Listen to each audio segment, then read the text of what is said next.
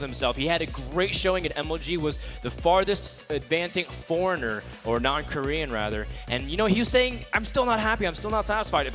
Even if I play better than all my peers, if I don't win, I'm still a loser. And that's the kind of mentality that Naniwa carries. So who would you give this match to? I don't know, man. Historically, Naniwa's always struggled against Zerg, especially European Zerg. He seems like he can hold his own. Naniwa had an amazing series against Donregu in the GSL a couple seasons ago. Can he kind of regain that form? It seems like what version of Naniwa will show up? How is he going to present himself in a best-of-3? And Nerchio, man, this guy, he's always said that he's traveled a little bit poorly, but we've seen him make epic loser bracket runs. We'll start things off, guys, here at IPL 5 between Nerchio and Naniwa. Who will advance? One enters. Only one will go through. IPL 5.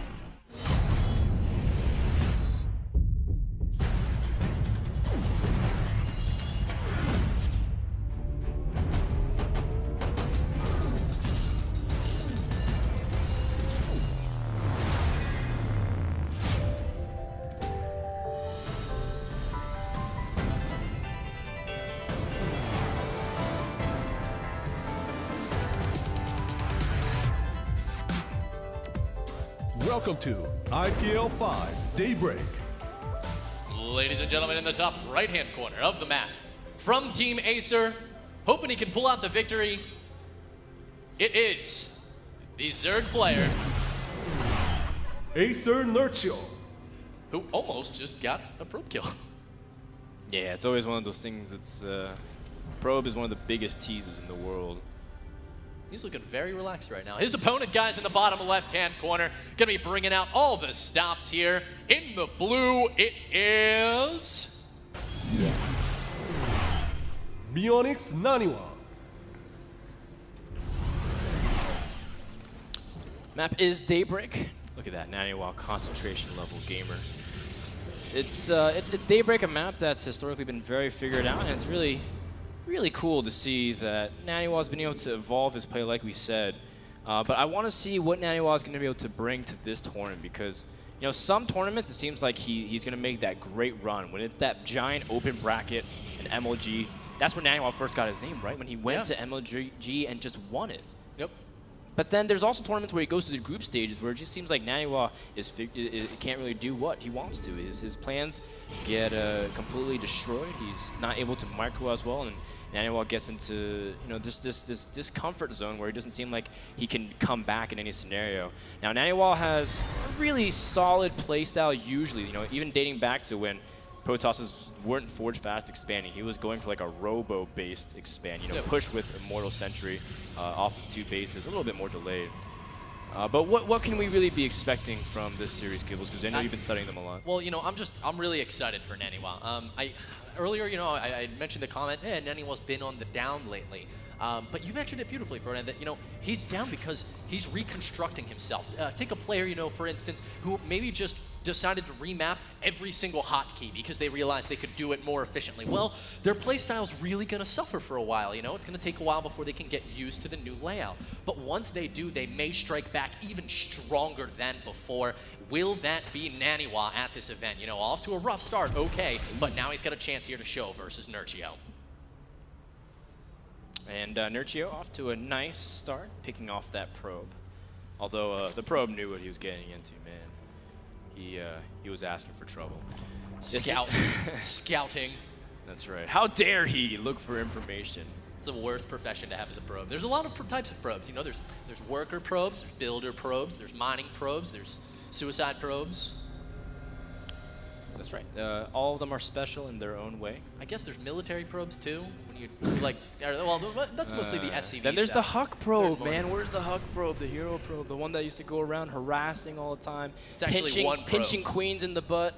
It used to be one of the most endearing things to see. The Buck probe. Yeah, it was the hero probe, as we all said. That was back a long time ago, though, as Huck, of course, fighting for his life in IPL 5. Yeah. We see a quick robo out of Naniwa, first choice of gas from this Protoss player. We do see that Nerchio is going for pretty standard. Nerchio is very capable of playing powerful macro styles, but he's also capable of doing you know, all kinds of stuff. He can play Muta in composition. He can play the Roach-based composition. He can play Ling and Fester. But it seems like he's going to go for pretty standard timings. Around 630, 640, he's going to drop his Roach Warren and Evo Chamber. This is like the standard ZVP build. Yeah, and you know, on the other hand, from Naniwa, we're seeing the Robo into 2 gases, so a lot of options available to him right now, and by a lot, I mean really 2. He's throwing down 3 gateways. I mean, this could be another Immortal Sentry play. I'm going to be waiting to see the Twilight counts. I really felt like he would be expanding here, but Warp Prism on the way. Things are getting a little bit finicky, and it looks like it's going to be instead a second Sentry on the way. This is a little bit back to hero again, as we're going to see a Sentry Zealot drop play. Yep, even getting a quick +1 to deal with any early Zerglings, as Nerchio is taking up the lair, getting his gases. Now, he hasn't committed to Roaches. That's actually the fun part, because you don't necessarily have to make Roaches. This was like a big revelation to some Zergs about 6-7 months ago. He's like, you know, I actually don't have to make any to be safe, and then I could just use my gas to tech something else, just have it for security base. And that's what Nerchio is doing. He's being very, very minimalist as possible. And yeah, you know what, to highlight or expand on that, very safe, Dan. He has dropped a Spore Crawler at his 3rd base. He is also, I saw 2 in production, I'm looking for the second one, but regardless, I mean, he's making Spore Crawlers. He has that Roach Worm, but has not made any Roaches. So he is just making sure he's got all his bases covered, because he does not know what to expect out of Naniwa right now. And it looks like it is going to be, well, the Zealots are already warped in, and here comes the pressure. Twilight Council going down behind this, so expect Naniwa to expand, but we'll see what damage he can get done here versus Acer's Nerchio. Zealots do have +1. That's going to make it very difficult for Nerchio to engage. He doesn't have a Spine Crawler really to bait off the pressure. He has played this very minimalist. Oh, look at this, trying to reposition the Spore Crawler, so that way the Warp Prism can't get into good position, but Naniwa does deal with the Queen. 2 sentries able to force with them block the ramp. Nerchio made a few Roaches, but there's really not much to deal with the Zealots in time. The Force Field is also trapping some of the units. Actually, none of the units. Yeah, that was just a little bit botched Force Fields. Oh, but he's going to try to target down the hatchery. This could be a big snipe, and the Zealots are not going down quick enough, and Naniwa does manage to deal with the 3rd hatchery. Big plays from our Swedish Protoss. Oh, absolutely. Ooh. Oh, man. Wow, down to just 9 hit points with 2 sentries inside. Naniwa's going to get just out of there, and he did catastrophic damage to Nerchio. Taking a look at the workers killed, though, he didn't break into that too much. Only 1 at this time, but he took out that hatchery, delayed a ton of mining time, and killed about an equal number of units, I do believe. Yeah, he's only about 100 minerals behind. Yeah, he killed off the Queen, killed off some drones, forced a lot of Roaches, as well as, you know, killed the hatchery. So those things stack multiplicatively. Yes. Yes. And it allows Naniwa to use that multiplication for his benefit. Ooh. Boom.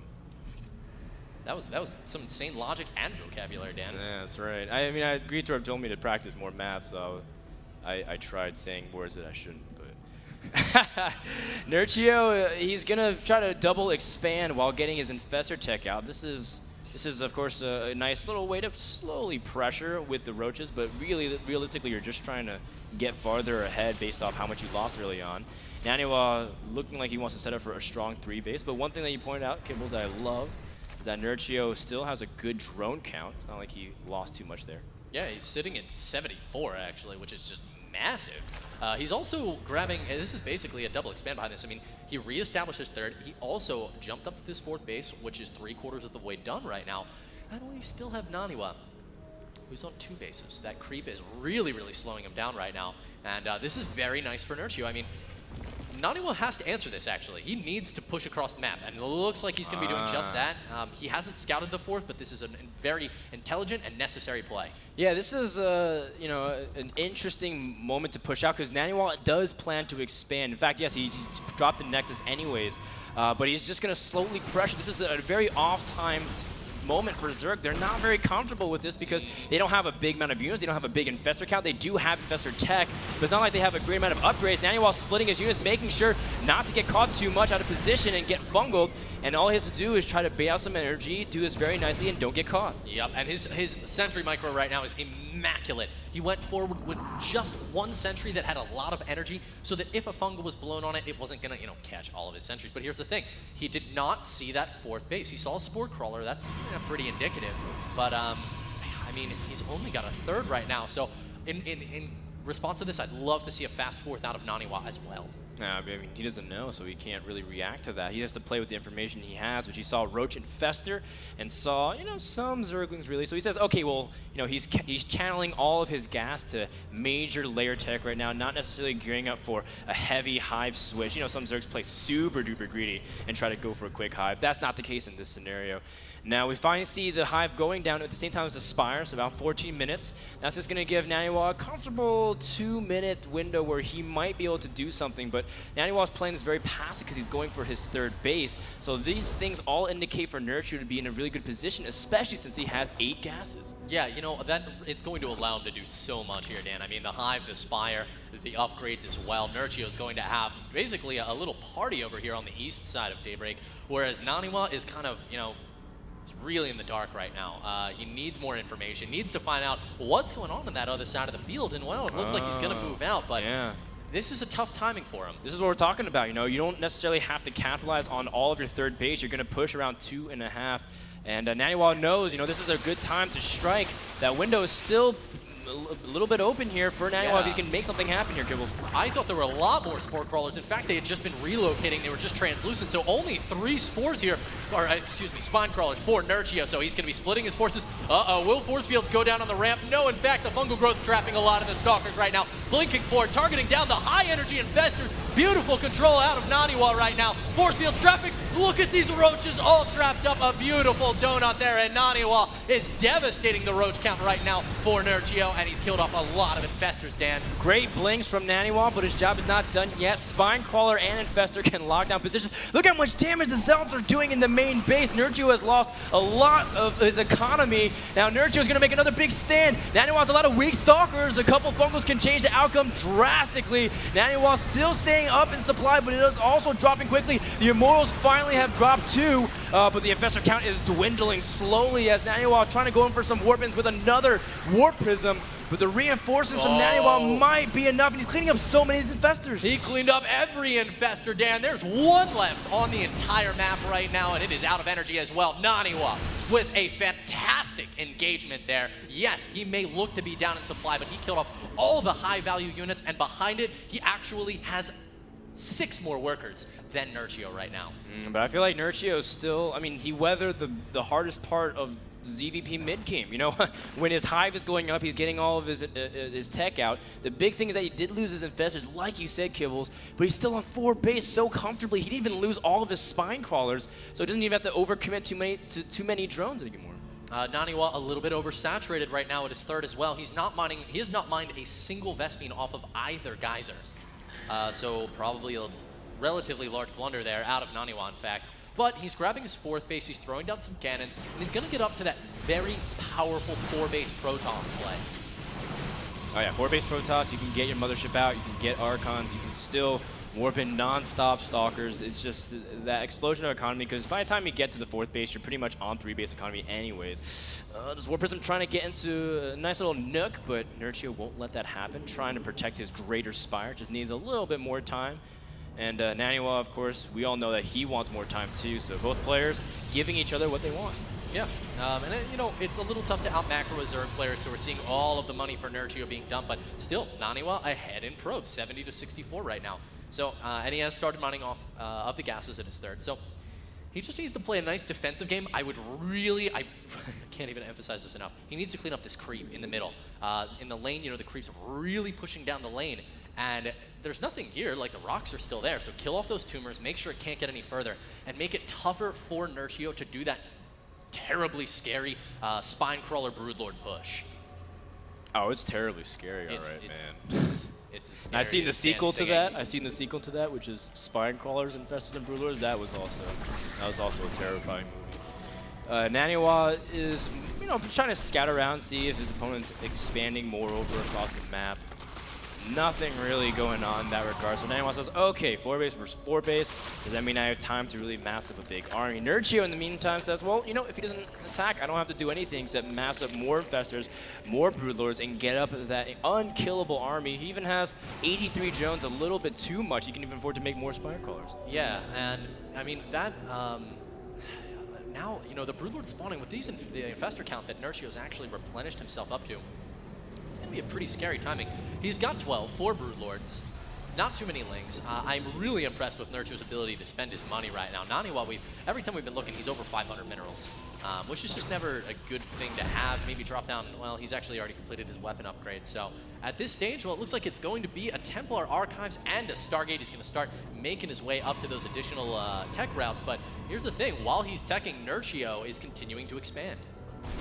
Yeah, you know, Naniwa delayed this tech to make sure he just has some security. The 4th base is a very tough spot for Protoss to really hold because of the way Zergs can flank. Look at that beautiful kiting from Nerchio, able to really deal with this, the Zealot harass. Their Zealots were supposed to kill off this 5th base, but instead, looks like they failed their mission. Yeah, I mean, that was great scouting as well from Nerchio. He had a couple of units down there and managed to get visibility on those Zealots beforehand. But you know, both players at this point kind of just sitting back. We see the expansion going down from Naniwa. It's a lot of macro at this moment. Yes. Now, Naniwa doesn't really have like a strong window of opportunity to really push in and do massive damage. Especially since he invested so much into the Mothership and Templar Archives, he would rather have the availability of getting them out than just trying to fight Zerg head on. Meanwhile, we also see Protoss transition into mass warp prisms, at least 2, maybe 3. Incorporate some DT, some Zealots. We saw Rain do that quite often. He always goes for double DT into Zealot warp-ins. But Naniwa looks like he's gearing up into a very aggressive position, but he really wants to just stall for as much time as possible. Yeah, I think he's just, you know, trying to assert a little bit of map control here. You definitely don't want to push against this army. You kind of just wait for Zerg to make a billion Broodlords, or wait for them to move their Broodlords to a wrong location. Like right now, these Broodlords going pretty high north. That would open up the avenue for Naniwa to attack. Seeing that, he might go for it. We're going to see if the Stalkers decide to blink in. No, he's just going to poke, clean up these tumors, and I like that decision ultimately. Just wait for the big push. Once it happens, if you win, you kind of win the game, actually. Oh, Nerchio sees the Zealots. He wants to defend this 5th base. This one Zealot is having a field day here in the bottom right corner, and that's going to draw some units away, but overall, Naniwa knows that Nerchio won't really give up his center position. And this is like the stalemate that we always see on Daybreak, as you see Naniwa starting to get Dark Templars out into the field. The map is pretty split, and overall, I feel like time is just going to make Nerchio unkillable, absolutely unkillable, because look at how many Broodlords he's morphing. Yeah, oh my goodness. The response here from Naniwa is a little bit late to Mass Brood. I mean, he's now dropping down his 2nd and 3rd Stargates while Zealots are harassing this bottom base once again. Zerglings will come to clean this up, likely before it's taken out. Yeah, the Naniwa trying to just harass this base, take it out, poke down the center. Oh, a little bit of an engagement in the middle, though. Fungal Growth's going to catch some of the Stalkers and 2 Colossi. These Broodlords are cleaning up a lot of units for absolute free, and a nice victory here for Nerchio. Yeah, that's a lot. That's a big costly trade. I mean, obviously Naniwa would like to trade out some units so that we can improve his unit composition a little bit. But he traded a lot, about 20, 30 supply worth of units, and Nerchio sees that as the time to trade. He's got 20 Broodlords. What can Naniwa do against this giant blink under the Broodlords? But this is a tall order for any Protoss army to handle. Absolutely it is. He's trying to focus them down, but the reality is that the Stalkers could not get unclumped. So many fungal growths trapping them in place, and we still have 13 Broodlords left in the battle for Nerchio. Man. Banelings with +3 are rolling into the scene. Naniwa has to evacuate this 4th base. The center push is too strong, considering that, again, like you said, Gibbles, that there's a creep highway preventing Naniwa from moving in too aggressively, and the Mothership is not even out. Nerchio are already able to take such an aggressive posture, and Naniwa can't dislodge him from it. You know, it goes back to earlier. Man, you know, the +1 is just now finishing for air weapons, but Nerchio has already attacked. I mean, Nerchio attacked because he caught the Colossi and the Stalkers, but the reality is all of this is so late for Naniwa. The Mothership now still another 20 seconds away from being done at 26 minutes in. A tough spot for our Swedish Protons. Nerchio doing the right, Naniwa doing the right thing, sending Dark Templars. He sniped the bottom right base, now trying to work onto the conventional 3rd base. But, I mean, Naniwa's got bigger issues. He's got Broodlords, Banelings, and Infestors just waddling down on his existing income. Naniwa is pretty much mined out his main and his natural. He's on basically half base economy. He can't really remake the amount of forces that he normally would like to. And Nerchio's got everything under control, and I mean, Nerchio has to completely clump up everything for Naniwa to have a chance at comeback. Yeah, you know, a small victory for Naniwa. He did manage to pick off the expansion down towards the bottom of the map. But overall, I'm actually surprised that Nerchio is bringing everything home here. He's maxed out, he's got a nice bank, but does make enough sense, you know. If the engagement, somehow Queen does get sniped, by the way. Nice move there for Naniwa. But make sure you have a big enough bank so that if somehow all of your stuff gets caught and you know, all your Broodlords get Vortex and you lose everything, you can actually still remake your army this way. Oh my god, that is so many Banelings. And the Banes don't even have speed. Yeah. This is like the slowest moving, devastating army I've ever seen. And, I mean, Nerchio is moving up the ramp, but he's kind of not, realizing he doesn't necessarily have to unless he has the perfect engagement. But Naniwa's committing so much of his resources to Zell run by, because Zells are nothing against this army, as the Paintings will completely destroy them. Here comes the Broodlords. We have enough energy for one Vortex, but here is the preemptive split. Only about 1/3 of the Broodlords get caught, and the Banes can even go into the Vortex and immediately devastate everything. The Stalker count is dwindling. Naniwa's supply is below triple digits, and Nerchio with a strong showing game number 1. GG. Well, Nerchio, feeling calm as always, it seems. Which, you know, you talked about his nerves, man, but they did not show in that game. He played a crisp, clean series and just waited Naniwa to make a mistake. And I'm really anxious to, Naniwa, you can just see the disappointment on his face. I mean, he was holding that game fantastic. Nerchio is a player, he can just kill you in the mid-game, he really can. And, he can kill you anytime he wants to. Nerchio is a man of many builds. You know, I agree with what you said. You know, you can see that Nerchio is pretty much settled in, and it's always been the case where he makes awesome loser bracket runs and always makes it a little bit tough for himself, not necessarily advancing too far. We did see Nerchio take down DreamHack Bucharest in really dominating fashion, and that's kind of the Nerchio everyone's come to expect. But overall, it's just really, again, it's unfortunate. It just speaks to the caliber of this tournament that Naniwa and Nerchio have to meet this early on. 72 players of death is really what we've got going on here, and 2 of them are going up against each other, facing elimination. Nerchio currently up 1-0 against Naniwa, and I gotta say, man, I didn't expect that.